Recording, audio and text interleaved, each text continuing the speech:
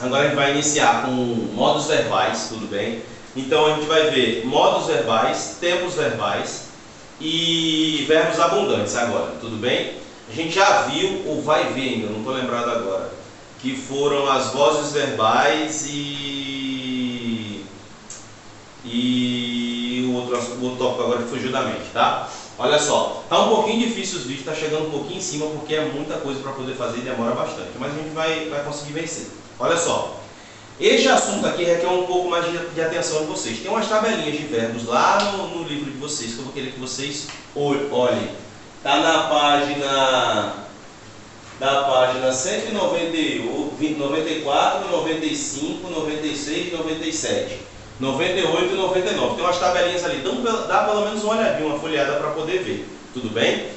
Olha só então. Modos verbais. Então o que é verbo? Verbo são aquelas palavras que indicam a ação, estado ou fenômeno da natureza. Beleza até aqui? Tudo certo, né? Nós temos dois tipos de verbos. Dois não, tem esses dois tipos de verbos agora. Verbos regulares e verbos irregulares. Professor, o que é verbo regular?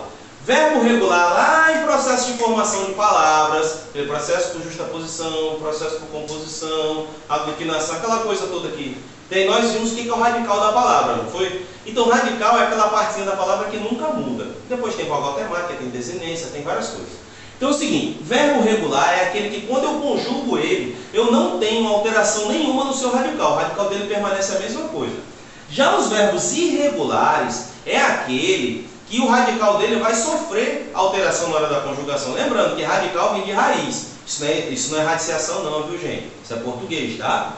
Então, vem da raiz do verbo. Então, os irregulares vai haver mudança no radical dele. Então, olha só, eu botei dois exemplos aqui. Ó. O verbo cantar.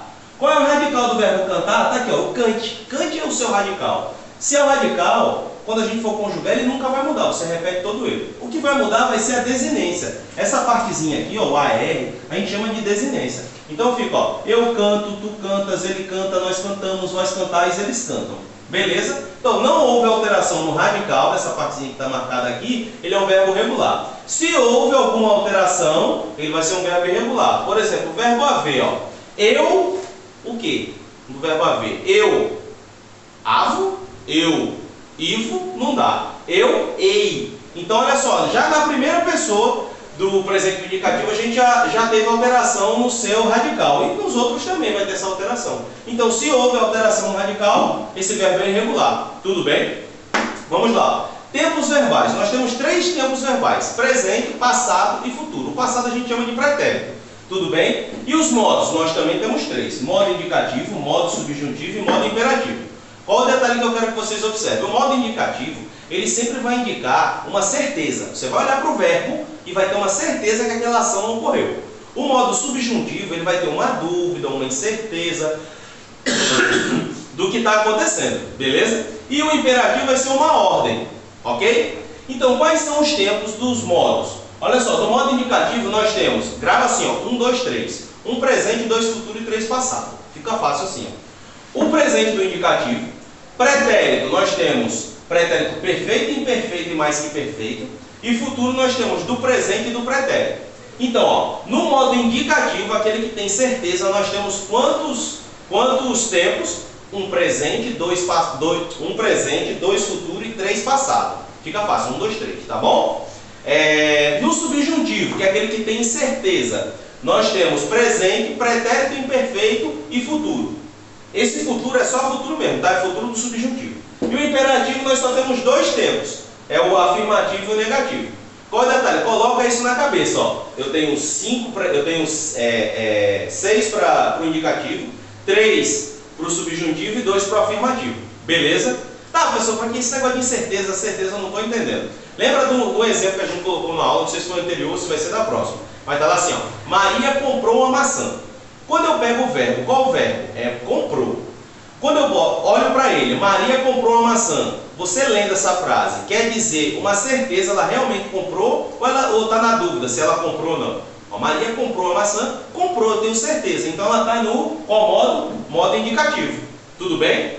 Outra observação agora em relação ao modo subjuntivo. Eu coloquei aqui, ó, o que, o se e o quando. Isso daqui indica a dúvida que eu vou ter. Você viu o verbo, você coloca antes, ou o que, ou se, ou quando. Se a conjugação couber ficar legal, esse verbo está no modo subjuntivo. Beleza? Por exemplo, canto está no subjuntivo ou está no afirmativo? Vai depender do conceito, tá? Ou no indicativo. Vai depender do conceito, do contexto. Isso é o Covid comendo juízo. Vai depender do contexto da frase. Você lê a frase e vê. Não, eu tenho certeza que isso está acontecendo. Então, é modo indicativo. Ah, eu não tenho certeza. Opa, é subjuntivo. Se é subjuntivo, vamos ver agora se ele está no presente, no pretérito ou no futuro. Eu vou colocar as palavrinhas antes. Ó. Que eu canto. Se deu certinho, que eu canto, então é dúvida, é presente, não é passado. Agora, se couber o se eu cantasse, toda vez que tiver terminado em SSE, qualquer verbo que está terminado em SSE é pretérito do imperfeito, tá? Do subjuntivo, não esquece desse detalhe. Nós temos, ó, pretérito do imperfeito no subjuntivo e no indicativo. Qual é a diferença dos dois? Um você vai ter certeza que aconteceu e outro você não vai ter certeza que aconteceu. Beleza? Eu coloquei esses nomezinhos aqui no final, aqui no finalzinho dos tempos, para poder facilitar a vida de vocês. É um macetinho que tem, ó. Toda vez que terminar em vá ou ia, é pretérito imperfeito do indicativo. Terminou em irá, é pretérito mais que perfeito. O pretérito mais que perfeito a gente chama de passado do passado. É um passado muito distante, tá? Futuro do presente vai terminar em irei, que eu cantarei, se tu, que eu aqui é lá embaixo, quando eu cantarei. E futuro do pretérito, que é o ia, tá bom? Eu cantaria. O pretérito imperfeito eu já falei que termina em SSE. Pronto. Olha só. O verbo, como eu falei agora, a gente vai para a conjugação. Antigamente, lá na escolinha da tia Teteia, na minha época, há muito tempo atrás, a gente aprendia verbo decorando. Você ficava lá, eu amo, tu amas, ele ama, nós andamos, eu trabalho, tu trabalha, nós trabalhamos. E ia conjugando desesperadamente, sem necessidade disso, que acaba cansando. Você fica cansado e fica chato a matéria desse jeito. Olha só. Lembra que eu falei da história do radical da palavra quando o verbo for regular? Então, todos os verbos regulares, independente do tempo que ele tiver, a desinência dele vai ser sempre a mesma, nunca vai mudar. O que vai mudar, ou o radical dele nunca vai mudar. E a desinência vai ser sempre a mesma daquele tempo. Por exemplo, ó, o verbo amar. Verbo amar, ele é um verbo regular, porque o radical dele se mantém a mesma coisa. E o radical dele é o AM. Coloca, ó. Você coloca o AM em todas as pessoas, ó. Coloquei. Agora a gente vai pegar a desinência do presente do indicativo.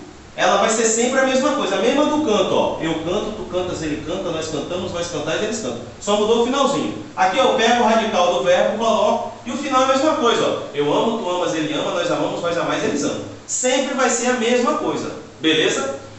Qual o detalhe aqui que faltou eu falar para vocês? São as pessoas, as conjugações. Todo verbo terminado em AR, ele é primeira pessoa, primeira conjugação.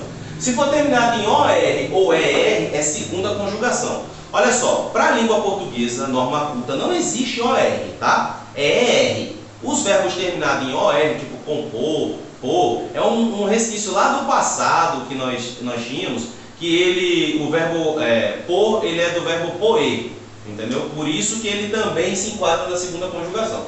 E todo verbo terminado em I, ele é de terceira conjugação. Então fica fácil, você olha o verbo, olha o finalzinho dele, vê no contexto da frase se você tem a certeza se aconteceu ou não, e aí você olha qual o tempo que vai aplicar ele, tá? Só precisa saber qual é a desinência. Lá nesse livro de vocês, nessas tabelinhas que eu falei no começo da aula, vão ter as desinências dos tempos. Vocês não precisam decorar os verbos, vocês só precisam ver qual é a desinência daquele tempo. Então você vai pegar a desinência do pretérito perfeito e vai anotar do lado. Desinência do pretérito imperfeito, eu já falei, ó, termina em vai e em ia. É só pegar e colocar a tabelinha. Isso vocês vão precisar saber. Tudo bem? Ótimo. Vamos agora para os verbos abundantes. Os verbos abundantes são uma beleza. Eu só lembro de Gabi quando eu vejo os verbos abundantes. Que é o tal danado do trago. Trago não existe, viu, gente? Tá? Não existe não.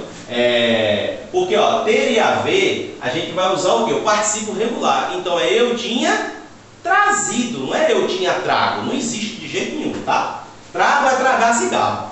Ó, então verbos abundantes são aqueles verbos que a gente usa, que a gente pode usar de duas formas diferentes. A gente pode usar com ter e haver e com ser e estar. Então, se eu tenho antes do verbo ter e haver, eu vou usar o particípio regular, que é o danado do imprimido, é o final ido. Lembra do particípio que a gente viu lá atrás, imperativo, particípio gerúndio, pode ser ado, ido e havido. Então, quando for ter e haver, eu vou usar o ido, o danado do imprimido. Não vou usar impresso aqui. Eu havia impresso, está errado, tá?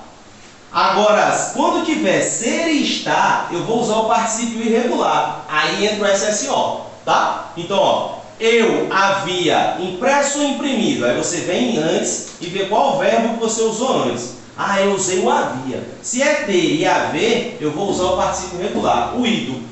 Aí se eu tiver usado o verbo ser e estar antes, eu vou usar o particípio regular, SSA. Então lembre-se disso, tá? Verbos abundantes é o que tem as duas terminações. Cuidado com o trago e o trazido.